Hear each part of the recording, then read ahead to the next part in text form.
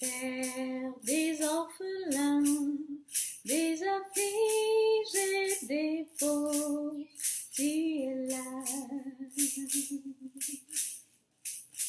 Père des orphelins, des affligés, des pauvres, tu entends, tu ouvres les écluses, tu donnes la pluie et tu entends leur voix. Père des orphelins, des affligés, des pauvres, tu pourvois, tu as fermé le pas. Père des orphelins, des affligés, des pauvres, tu es là, tu ouvres les écluses, tu donnes la pluie, tu envoies ta guérison. Père des orphelins, des affligés, des pauvres, tu consoles, tu envoies ta délivrance.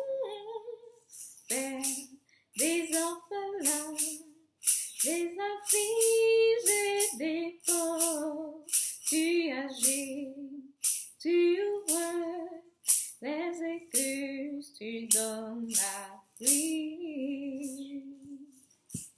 Alléluia! Bien-aimés, je suis dans la joie ce matin parce que nous avons un Dieu des délivrances. Nous avons un Père consolateur qui est pour nous un refuge dans le temps de la détresse, comme pouvait le dire le psalmiste.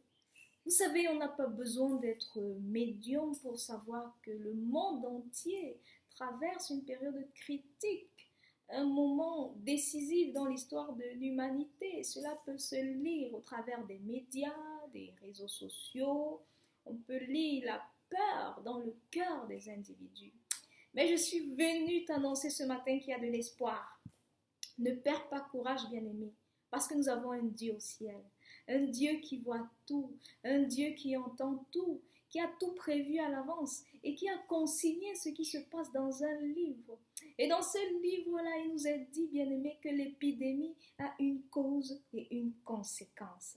La cause, bien-aimé, c'est la désobéissance à Dieu et la conséquence, c'est le jugement. Bien-aimé, je peux le dire avec beaucoup de sourire. Pas parce que ce n'est pas grave, mais parce que j'ai compris ces choses-là. Et ce matin, je voudrais que tu comprennes également ces choses-là. Bien-aimé, chaque fois que le peuple d'Israël désobéissait, Dieu envoyait des épidémies. Et chaque fois qu'il criait à lui, il les délivrait. Donc nous savons ce que nous avons à faire à ce moment. En ce moment, bien-aimé, nous devons être les Jean-Baptiste de notre ère. Jean-Baptiste a préparé la venue physique de Jésus. Nous devons préparer son retour. Ce jour-là où il viendra, bien-aimé, enlever son église et exercer son jugement sur la terre, de quel côté te trouvera-t-il, bien-aimé? Seras-tu parmi les élus ou alors seras-tu parmi ceux sur qui tombera sa colère? Bien-aimé, je suis venue te dire ce matin, range-toi, parce que le jugement est certain. Je suis venue te dire encore, bien-aimé, que ce que tu entends là, ce n'est que le début. Ce n'est que le début, parce qu'il est prévu une succession de pandémies.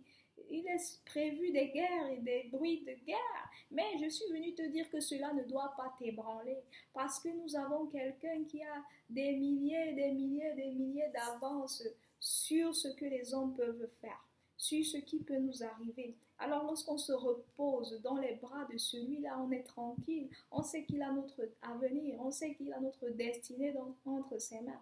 Alors, beaucoup peuvent me dire, mais où est votre Dieu en ces temps de crise? Pourquoi il ne vient pas vous délivrer? Tu dois savoir qu'il y a un temps pour tout, bien-aimé. Il y a un temps où Dieu avertit, il y a un temps où il frappe, où il exerce son jugement. Même le brigand à la croix a dit à Jésus, si tu es le Fils de Dieu, sauve-toi et sauve-nous. Mais est-ce que pour autant Jésus n'était pas le Fils de Dieu? Il était le Fils de Dieu. Et ça, l'autre a eu la révélation, il a compris, il a dit, Seigneur, nous avons péché, mais toi, tu n'as rien fait. Souviens-toi de moi quand tu seras au paradis. Et qu'est-ce qui s'est passé? Le soir même, il était à côté de Jésus. Donc, bien-aimé, sois dans le réma en ce moment. Dis à Dieu, souviens-toi de moi, je sais que j'ai péché, mais secours-moi, secours-moi, comme dans le désert. Les enfants d'Israël mordus par le serpent pouvaient regarder au serpent des reins. Ceux qui regardaient étaient sauvés. Regarde à Jésus bien-aimé, et tu seras délivré. C'est ce que je suis venue te dire ce matin. Je suis venue t'encourager. Dieu au ciel, il ne dort pas. Il agit et il contrôle la situation. Crie juste à lui. Père